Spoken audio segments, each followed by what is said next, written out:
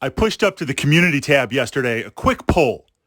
Jumping back into some mech tactica, what should we focus on? Lights, mediums, heavies, assaults, clan mechs. And it looks like mediums are pulling ahead, but I'm going to rank it 1, 2, 3, 4, 5, and we're going to get through all of the categories. But there was an interesting question regarding support vehicles in Battletech. There's this focus, of course, of the mechs, but also we have combined arms, infantry, tanks. You've got some air support if you want to pull that in. You've got artillery if you want to pull that in. Battletech is a very unique war game, and not only can you scale it up or down, but it recognizes a fully supported system, literally total warfare. And there's a whole element of vehicles, support craft in the technical manuals that are not combat-facing, not forward-facing. Now, anything that we can utilize, anything, not only for a tactical advantage, but an excuse to put more miniatures down on the table, why not? These are in the game. So we're going to look at a few of the most common non-combat vehicles. And then, of course, in the comments and the feedback, some vehicles maybe we should be looking at. Now, from a tactical perspective, I often bring up battle value. Most of the games that I play and the Battletech community that I participate in, that's our currency. It's like, what do you want to do this Thursday? Let's do a 5K game. And you buy your stuff and you figure out what you're going to bring and play to the table. That's not the only way to play Battletech. You can play with C-bills. You can play with tonnage, some sort of currency to build out your forces. Other times it'll be scenario specific. Like maybe you've got some light mechs reconning in an open area and they come across a damaged assault mech. I played an interesting game, quick game of Battletech. Often you can have these quick play scenarios where my opponent was controlling a Cyclops, and the Cyclops took 3 medium laser hits before the game started, 3 random medium laser hits. And the narrative was that this Cyclops got detached from its command lance and was basically hiding out in no man's land. And we were sending in some light mechs to recon it so we could find it and call in a proper lance to try and capture it, right? It's got that command module. So I had 3 light mechs to take this machine. And I had to be, we artificially constrained. It was basically like about 1 hex map, maybe a little bit less. And I had to be there for 6 turns because I had to call in the coordinates and figure things out. I think it should have been a little bit longer because I was able to run and gun. I did lose 1 mech. I put some serious hurt on it. But from that perspective, sometimes you'll play a Battletech scenario where it's not equal. It's not balanced in any way because you're trying to do something. So from that perspective, I framework that because it is possible to look at it one way and say, look, I've got my battle value. Let's say we've got 3K. After the first or second turn, once we've made contact, once we're in range with something, I'm going to start taking damage. And my battle value is going to be decreasing every turn until I can no longer win the mission or survive the battle.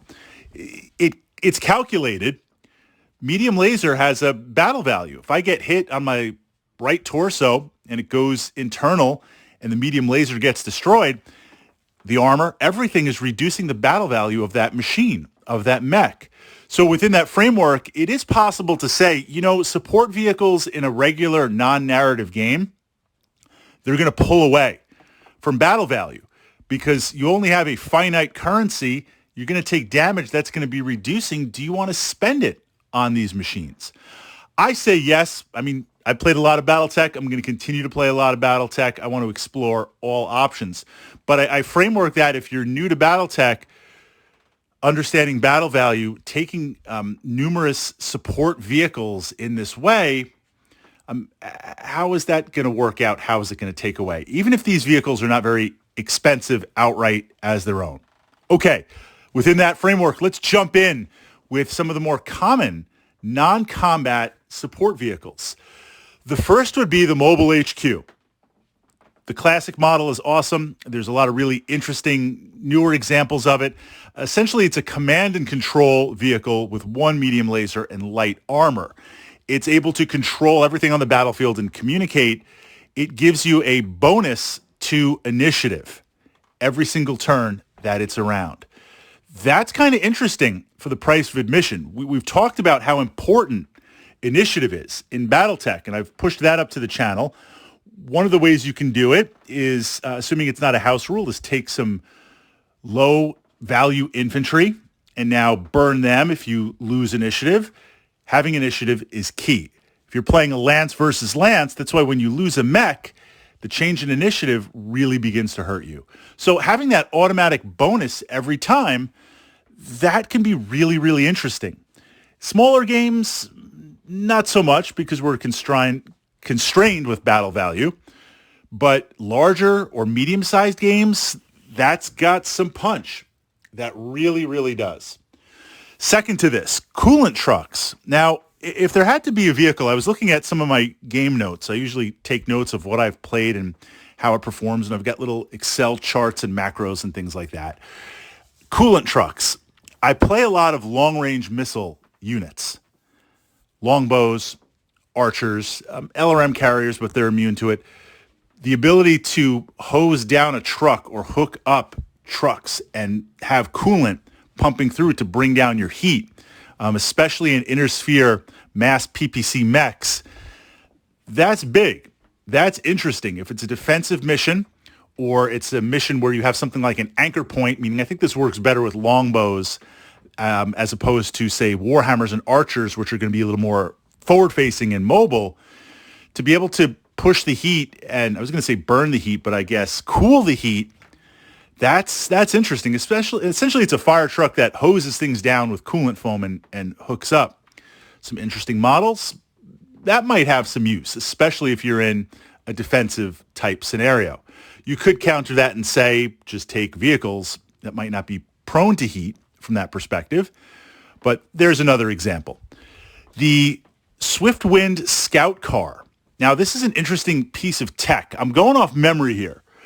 I think it's only like 50 or 60 battle value. It's like a very lightly armored car with detection equipment and tremendous speed. So what you have here now is, if you're playing Total Warfare, there's missions where vehicles and mechs can be powered down. You'll make a note of them on the map, the hex map, sometimes writing down the hexes or just kind of saying they're in this group of buildings or what have you. And the detection of them is when they start moving, they power up. Then you put them on the map. A little bit more nuanced than that. But sometimes you want to scout things out. Sometimes you want to start powered down. I guess that's a side question. Do you allow certain scenarios where if you're not meeting on the table, right? Two lances coming forward, they meet on the hex map. If I got to the hex map before you, and sometimes we play this, we're fighting over a hex map. We roll command dice and figure out who's going to get there first, and then give that player option of either a larger deployment zone or possibly hidden deployment. Not anything that's going to be a tremendous advantage, but a slight advantage. You know what? You've got to deal with it. You're a mech commander. You're a mech warrior.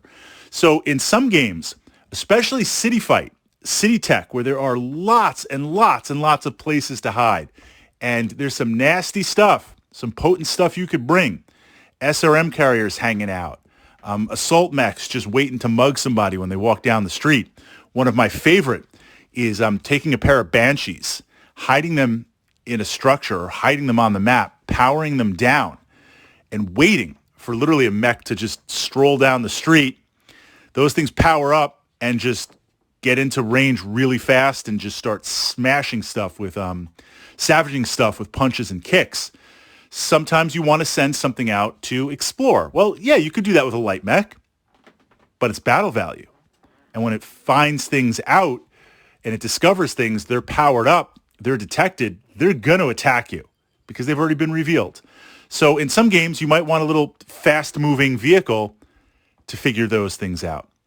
There's also, I've tried it once in a while, there's salvage vehicles and things like that that literally drag stuff off the table. I've got a few in the collection. I framework that because that's the least. I looked at all the models that I have, and I looked at all the models that I commonly play, mechs and vehicles. This is the least amount. The last time I played these salvage vehicles were a few years ago where we were in a campaign and you had to basically not only win the mission, and we explored campaign stuff yesterday, but capture salvage as you go.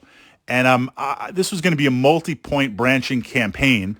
I do play a little bit aggressively, take some damage. I had salvage vehicles that were literally dragging stuff over to my deployment zone as we played, blowing off limbs and things like that. That's abuse for a vehicle, but I see that as very, very one-sided. Now, within that framework of non-combat support vehicles, and some of these vehicles will have some sort of weapon to defend themselves. The Mobile HQ has a medium laser. The coolant trucks have flamethrowers or a flamethrower.